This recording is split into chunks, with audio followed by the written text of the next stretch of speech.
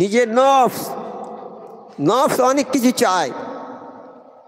একজন ওলি আল্লাহ দীর্ঘদিন কোনো মাংস খায় না, দীর্ঘদিন মাংস খায় না। এলাকার লোক সব জানে যে ওলি আল্লাহ মাংস খান না। একদিন উনি একজন ছেলেকে মাংসের দোকানে পাঠাচ্ছে, এবার যাও তো বাবা মাংস কিনে আনো কিছু। তা মাংস কিনতে গেছে লোক, তো কে খাবে? তো আমাদের হুজুর খাবে। তাহলে হুজুর তো মাংস খায় না, আজ কিনতে দিয়েছে। বলে হ্যাঁ আজকে খাবে। তখন ওই দোকানদার কি একজন লোক পাঠিয়ে দিয়েছে ওই ছেলেটার সঙ্গে, বলে দেখি আসবো হুজুর গোশ কী করে খায়। তা একবার পিছনে পিছনে যাচ্ছে, গোশটা যখন দিয়েছে হাতে, একটা রুমালে এইরকম করে গোশটা নিয়ে, রুমালে এরকম করে নিয়ে আর এরকম ধরে এরকম শুকছে, আর বলছে খা, কত খাবি খা। এরকম শুকছে গোশটা, কত খাবি খা। নফস চেয়েছে খাওয়ার জন্যে, নফসকে জব্দ করে দিচ্ছে। নফস অনেক কিছু চাইবে, সেই নফসকে কন্ট্রোল করার মাধ্যম হলো এই রোজা। আর আমার মুর্শিদ জামানার মোজাদ্দেদ হযরত মাওলানা সুফি মুফতি আজান গাছি রহমতুল্লাহ আলাইহি 10 দিনের যে সালানা উসকুল করেছেন, ওটা নফসকে কন্ট্রোল করার মজলিস। মানুষ যখন তার নফসকে কন্ট্রোল করতে পারবে তখন সে কামিয়াবি হয়ে যাবে। নফস হচ্ছে মানুষের সবচেয়ে বড় শত্রু। সে চাইবে, মনে মনে চাইবে এইটা করো এইটা করো। যত খারাপ কাজের দিকে সে এগিয়ে যাবে, সে ভালো কাজে আদেশ করবে না। কিন্তু এই রমজান মাস যখন এলো, নফস কন্ট্রোল হয়ে গেল, আমাদের নফস কন্ট্রোল হয়ে গেল, আমরা আর ওই রকম দিকে যাব না। তা আমার মুর্শিদ ওই 10 দিনের অনুষ্ঠান করে দেখিয়ে দিয়ে গেছে যেটা একটা নফস কন্ট্রোল করার জায়গা। কারণ আমরা একা একা নফস কন্ট্রোল করতে পারবো না, বাড়িতে থেকে পারবো না। আমি নফস কন্ট্রোল করার চেষ্টা করবো, একজন এসে আমার সঙ্গে লেগে এসে ভাঙিয়ে দেবে। কিন্তু কামেল ওলি মুর্শিদ সুফি আজম রহমতুল্লাহ 10 দিনের যে অনুষ্ঠান করেছেন, দেখুন না নফস কন্ট্রোল করা যায় কি না। কোটি কোটি টাকা, কোটি কোটি টাকার মালিক যারা আছে এই দরবারে আসে, পৃথিবীর বিভিন্ন স্থান থেকে আসে, তারা তাদের যে জায়গা সই সেসব জায়গা আমরা দেখিনি, কত কত মানে বিলাসিতার জায়গা সব। কিন্তু এখানে এসে চ্যাটাতে পড়ে গড়াগড়ি খায়। দিলের রোগ হলে কি হবে? দিলের কাজ যেগুলো করা, দিলের কাজ সেইগুলো ভালো লাগবে না। নামাজ, রোজা, হজ, যাকাত, দান, খয়রাত এগুলো ভালো লাগবে না। তখনই বুঝতে হবে যে দিলের রোগ হয়েছে। এই দিলের রোগ হলে আর ওসব ভালো লাগবে না। সেই জন্যেই রোজা কি করে, এই শরীরের যেমন পরিবর্তন করায় ও দিলটাকেও পরিবর্তন করিয়ে দেয়। তাহলে রোজার কি মাহাত্ম্য, রোজার কি বৈশিষ্ট্য, এ বলে শেষ করা যাবে না। এই রোজার যে কি বৈশিষ্ট্য বলে শেষ করা যাবে না। বিশেষ করে মানুষের অবস্থাকে পরিবর্তন করা, অর্থাৎ তাদের স্বভাবকে প্রকাশ্যভাবে সুন্দর করিয়া গড়িয়া তোলার রোজার গুরুত্বপূর্ণ বিষয়। এই রোজাটা হলো মানুষের চরিত্রটাকে সুন্দরভাবে গড়ে তোলে। এরই পরিপ্রেক্ষিতে রোজা মানুষকে দুনিয়ার লোভ লালসা, লোভ, অতিরিক্ত সম্পদ অর্জনে ইচ্ছাকে দূরে সরাইয়া রাখে। এই মাসে লোভ লালসা মানুষের কমে যায়, অতিরিক্ত সম্পদ উপার্জন করা থেকে মানুষ দূরে থাকে। হুজুর পাক সাল্লাল্লাহু আলাইহি ওয়াসাল্লাম ইরশাদ করেন, মানুষের শরীরের মধ্যে একটি মাংসখণ্ড রহিয়াছে, সে যতক্ষণ ভালো থাকিবে সমস্ত দেহ ভালো থাকবে, আর সে যখন খারাপ হবে সমস্ত দেহ খারাপ হয়ে যাবে। উহার নাম হচ্ছে কলব বা হৃৎপিণ্ড। রোজা হৃৎপিণ্ড। আর এই দিলের অবস্থাকে পবিত্র করিবার জন্য নামাজের পরই রোজা স্থান হলো প্রথম। এই দিলের পরিবর্তনটা আনে রোজা, রোজা দিলের পরিবর্তনটা আনে। 3 নম্বর কি এই রোজার বৈশিষ্ট্য? সবর, অর্থাৎ ধৈর্য ধারণ করা। এক হাদিসে সবরকে ইমানের অর্ধেক বলা হয়েছে। সবরকে বলা হয়েছে ইমানের অর্ধেক। একটা মানুষের, ইমানদার মানুষ, সে যদি সবর করে তাই তার অর্ধেক ইমান এসে গেল। নিশ্চয়ই যারা ইমান এনেছে এবং সৎকর্ম করেছে, ইমানের কারণে তাদের রব তাদেরকে পথ দেখাবেন, তাদের বাসস্থান সুখময় জান্নাত, যার নিচে দিয়ে ঝর্ণাধারা প্রবাহিত।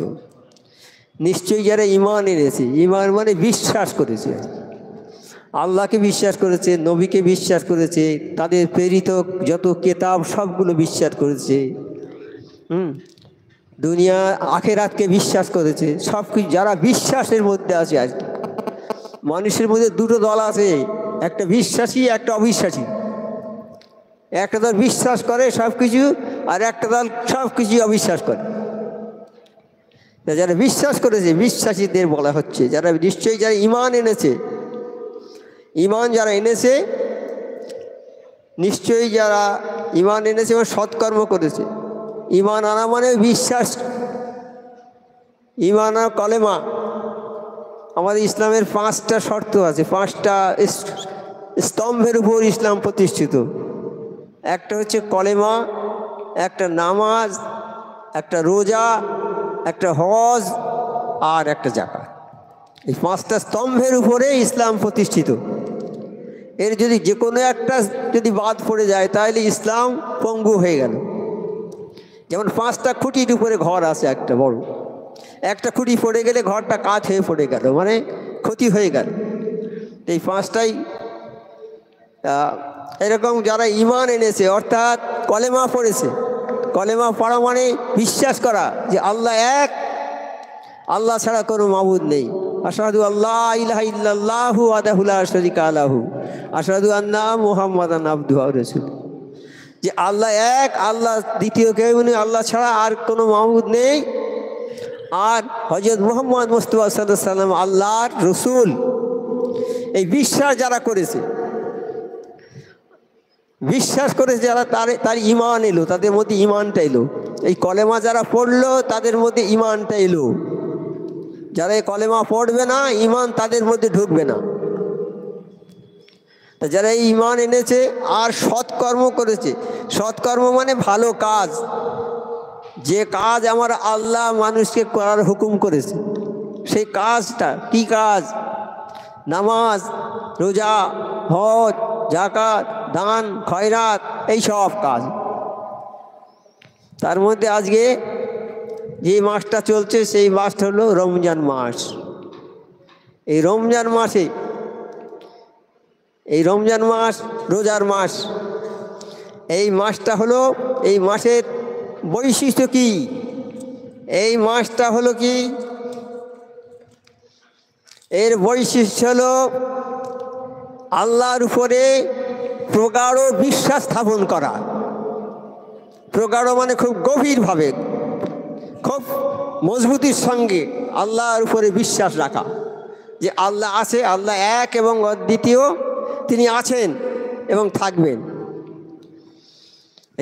তাহলে রোজার প্রথম বৈশিষ্ট্য হলো আল্লাহর উপরে প্রগাঢ় বিশ্বাস রাখতে হবে যে আল্লাহ এক এবং অদ্বিতীয়।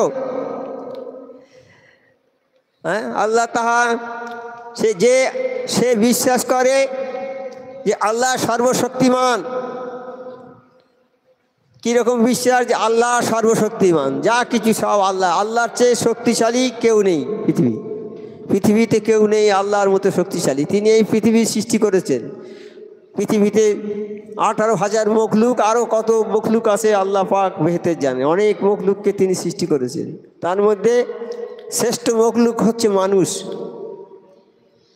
এই মানুষ, আমরা শ্রেষ্ঠ মখলুক, কিন্তু আমরা বেশি মানে আল্লাহর হুকুমের খেলাফ করি। যাদেরকে আল্লাহ শ্রেষ্ঠ মখলুক করে সৃষ্টি করেছে, সেই শ্রেষ্ঠ মখলুক মানুষ আল্লাহর হুকুম থেকে মুখটা ফিরিয়ে রেখেছে।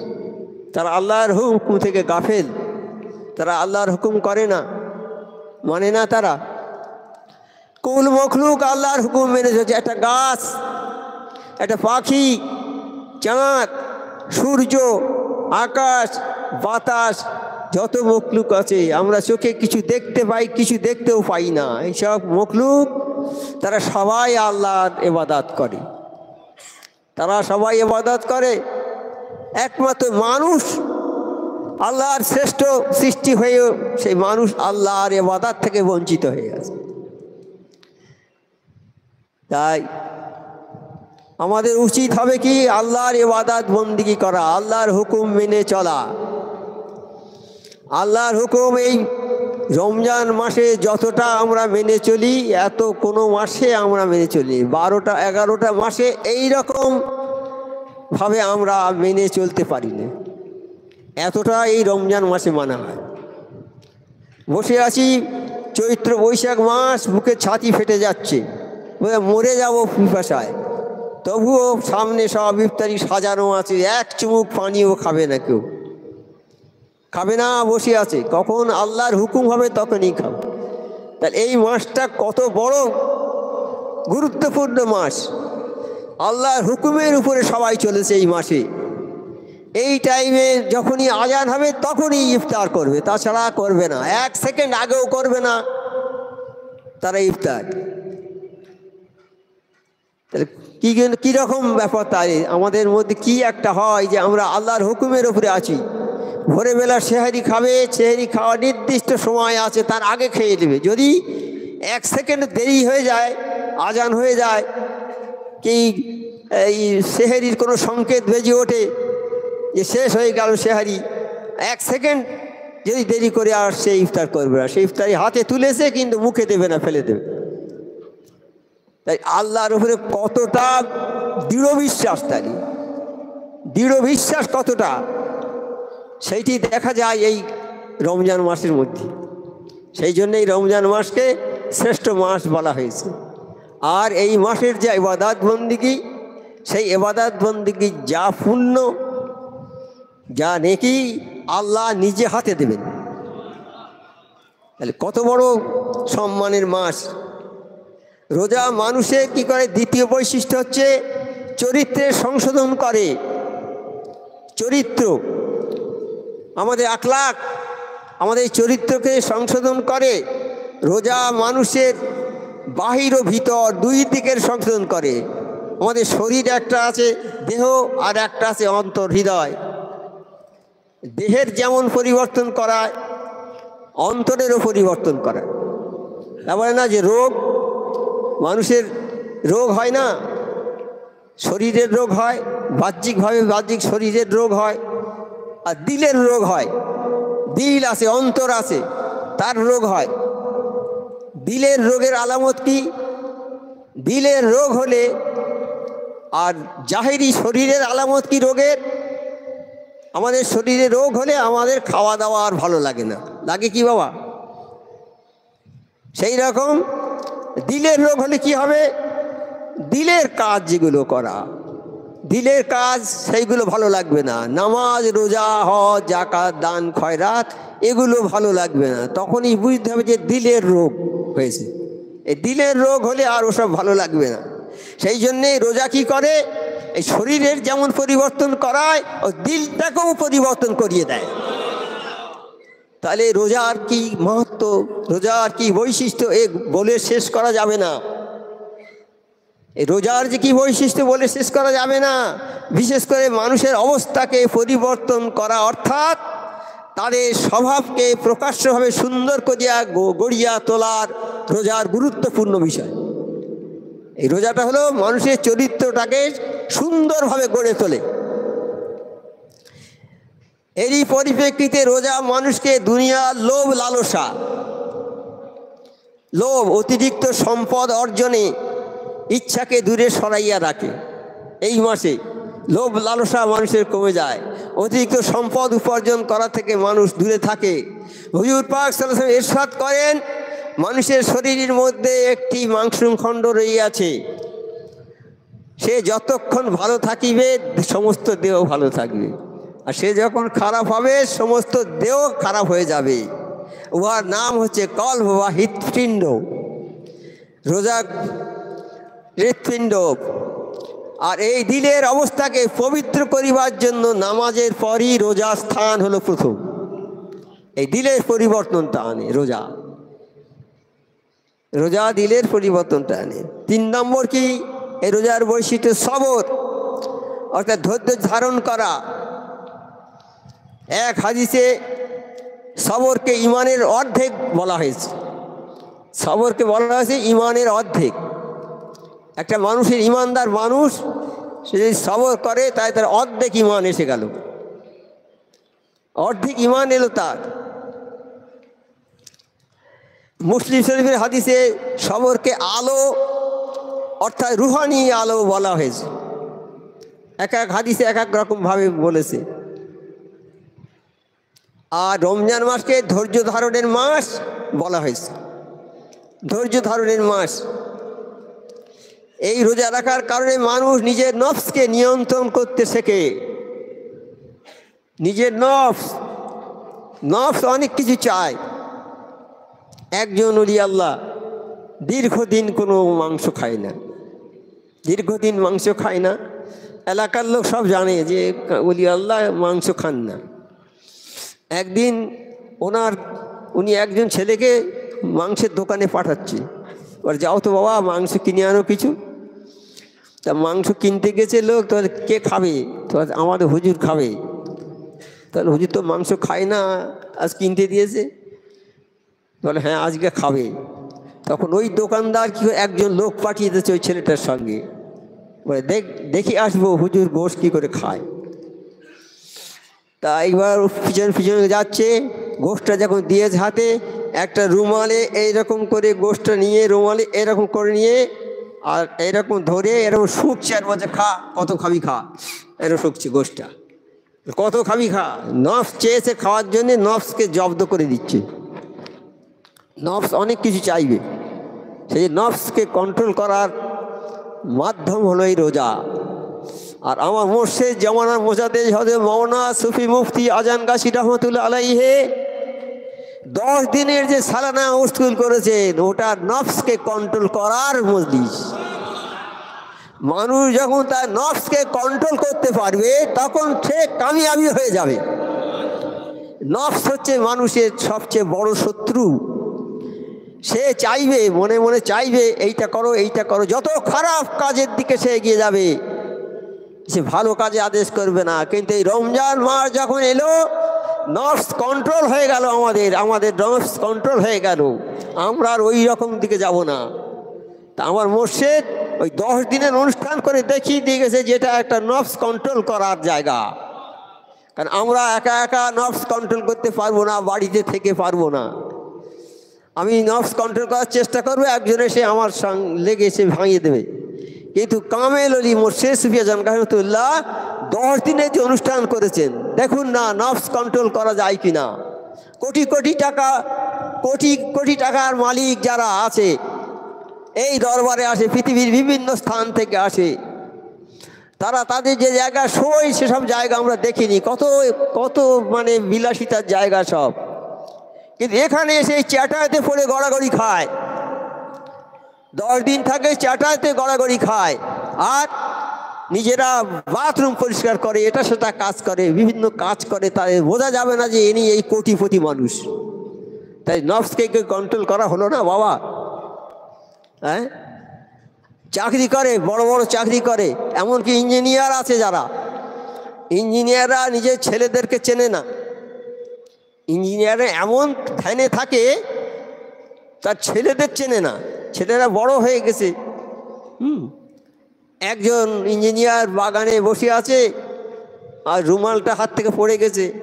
একটা ছোট্ট মেয়ে রুমালটা নিয়ে ইঞ্জিনিয়ারের হাতে দিয়েছে, বলে তুমি কে? বলে আমি আপনার মেয়ে। তো তুমি আমার মেয়ে? চেনে না, তারা ওই ধ্যানেই থাকে, কোনো খবর রাখে না, সংসারে খবর কোনো কিছু খবরই রাখে, তারা ওই সাধনা করে। হ্যাঁ, তা ওই সেই রকমই। হ্যাঁ, যারা এইখানে 10 দিন আসে, তারা বাড়ির বড় বড়, এমনকি বৈজ্ঞানিকের কথা বলছি, একজন বৈজ্ঞানিক আমাদের এই দরবারে আসেন, আরও কত আসে আমরা জানি না সেগুলো, কিন্তু জানার মধ্যে একজন। তাদের একটা সেকেন্ড সময় নেই অন্যদিকে চেয়ে দেখার। কিন্তু এই দরবারে তারা 10 দিন এসে থাকে। কি করে থাকে? এটা নফস কন্ট্রোল হয়ে গেছে বলি থাকতে পেরেছে। আর আজকে আমরা যে রোজা করছি সবাই, আমাদের নফস কন্ট্রোল হয়ে গেছে, সেই জন্য আমরা রোজা করতে পারছি। আল্লাহ পাক যেন আমাদের এই রোজাটাকে ভালো, সুন্দর, শান্তিপূর্ণভাবে রোজা করার তৌফিকটা দেয়। এই ধৈর্য ধারণ করা হচ্ছে, ধৈর্য ধারণ, সবর করা, এই সবর যারা করে আল্লাহ বলছে আমি সেই সবরকারীদের সঙ্গে থাকি। তাই সবরের গুরুত্ব কত। রমজান মাসকে ধৈর্য ধারণের মাস বলা হইয়াছে। এই রোজা রাখার কারণে মানুষ নিজের নফসকে নিয়ন্ত্রণ করিতে শেখে। এই রোজা রেখে আমার নফসকে কন্ট্রোল করল। নফস বলবে খাও, এই এই গরমের সময় শরবত খেয়ে নাও, ঠান্ডার শরবত খেয়ে নাও, রোজা আজকে ছেড়ে দাও, আবার কাল থেকে করবে, এই রকম করবে। তা হচ্ছে খাবে, রোজাদার যে খাবে, রোজাদার যে রোজা ধরেছে সে কি ছেড়ে দিয়ে খাবে? নফসের কথা শুনবে না, সে আল্লাহর কথাই শুনবে। এই জন্য নফস কন্ট্রোল করে দেবে, নফস জব্দ হয়ে যাবে। তা ওই যে ওলি আল্লাহ গোশ কিনে এরকম করছে, বলে খা, কত খাবি, গোশ খেলো না, কিন্তু ওই নফসকে কন্ট্রোল করে দিলে, নফসকে জব্দ করে দিলে, আর নফস কোনোদিন চাইবে না যে আবার গোশ খাবো। তা নফসকে যদি আমরা কন্ট্রোল করতে পারি তবেই হবে আমাদের বাহাদুরি, নচেত।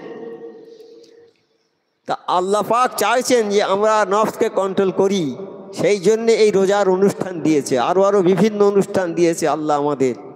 সেই সব জিনিসের মাধ্যমে আমরা নফসকে কন্ট্রোল করতে সক্ষম হই। রমজানের আরেকটা বৈশিষ্ট্য হলো মানুষ আল্লাহ পাকের সমস্ত নেয়ামতের শুকরগুজারি করিবে। যেমন খাওয়া দাওয়া করলো, করার পরে শুকর আলহামদুলিল্লাহ বললো, খেয়ে দিয়ে উঠে মানুষকে খেয়ে বললো আলহামদুলিল্লাহ, অর্থাৎ আল্লাহ শুকরগুজারি করলো। তাই রোজার নেয়ামত শুকরগুজারি করবে। আল্লাহ পাক কোরআনে বলেন, যদি তোমরা কৃতজ্ঞ হও তবে নিশ্চয় আমি তোমাদের জন্য নিয়ামত বর্ধিত করিয়া দিব। অকৃতজ্ঞ মানে যে নিয়ামতকে অস্বীকার করে। আর যদি কৃতজ্ঞ হও, যদি তোমরা আল্লাহর নিয়ামতকে স্বীকার করে নাও, তাহলে আমি তোমাদের নিয়ামতকে বর্ধিত করে দেব। আর যদি অকৃতজ্ঞ হও তবে নিশ্চয়ই তোমার শাস্তি ভয়ঙ্কর। অর্থাৎ অকৃতজ্ঞ যদি হও, আল্লাহর কৃতজ্ঞতা না প্রকাশ করো, তাহলে তোমাদের শাস্তি ভয়ঙ্কর। আল্লাহর যে কি শাস্তি আমরা দেখেছি, তো কি শাস্তি, আল্লাহ দোজক তৈরি করে রেখেছে, সেখানেই শাস্তি হবে, দোজকের আগুন হবে। সুতরাং রোজা দ্বারা মানুষ কৃতজ্ঞ হইতে শেখে এবং আল্লাহ পাকের হুকুমের কদর বুঝিতে পারে, যে আল্লাহ পাকের যে হুকুম, এই হুকুমটা কি প্রয়োজন তা বুঝতে পারে মানুষ। এই প্রসঙ্গে আল্লাহ পাক কোরআন পাকে বর্ণনা করিয়াছেন, আল্লাহ পাকের প্রদত্ত হেদায়েতের উপর তাহার শ্রেষ্ঠত্ব ঘোষণা করো। প্রদত্ত হেদায়েতের উপর তার শ্রেষ্ঠত্ব ঘোষণা করো এবং ইহাতে তোমরা কৃতজ্ঞতা স্বীকার করো। আল্লাহ তাআলার মহব্বতে তোমরা উন্নত হইয়া যাও, অর্থাৎ বড় হয়ে যাও, উন্নত হয়ে যাও। তোমরা দুনিয়ার চাকচিক্যে, আমোদ প্রমোদে, ধনমানের ব্যাপারে তোমাদের চাইতে নিম্ন স্তরের দুর্ভিক্ষ পীড়িত যারা অভাবী লোক, তাদের দিকে চেয়ে দেখো। এই রমজান মাসে তোমরা উঁচুর দিকে চেয়েও না, ওইসব গরিব মিসকিনদের দিকে চেয়ে থাকো। অর্থাৎ তারা কত গরিব মিসকিন, তাদেরকে সাহায্য করো। তাকে দেখো, তাহলে তোমরা আল্লাহর নিয়ামতের কদর করিবে। তোমরা তাদের দিকে চেয়ে দেখো। আমাদের একজন কবি, বড় কবি, উর্দু কবি, ফিরদৌস মনে হয় কী হবে, এরকম নামটা ভুলে যাচ্ছি ঠিক। কবি তো সারা জীবন কবিতা লিখেছে, কিন্তু কবিদের জীবনে, শেষ জীবনে খুব কষ্ট হয়। খুব কষ্ট হয়, পয়সা কড়ির অভাব হয়, খাওয়া দাওয়া হয় না। তা ওনার খুব ইচ্ছে জুতো একজোড়া কিনবে, জুতো কিনতে পারছে না, পয়সা নেই। খুব হাই হুতাশ করছে, আমি এত বড় কবি, আমি একটা জুতো কিনতে পারলাম না বলে দুঃখ প্রকাশ করছে। আমরা এরকম করি না, যে একজন বড় দোতলা বাড়ি করেছে, আমি একতলাও করতে পারলাম না, বা ও তো একটা বড় জমি কিনেছে, আমি কিনতে পারলাম না। ভাই তার হয়তো তা ওইরকম হাই হুতাশ করতে করতে যে বাইরে বেরিয়েছে, দেখে একটা লোক আসছে, তার পা নেই, একটা পা নেই।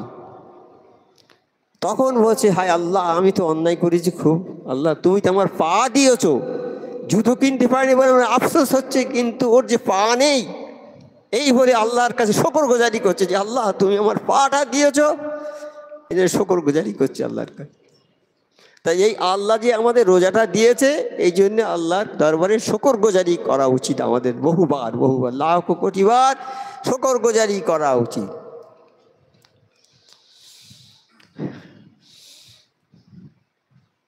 তাহলে আর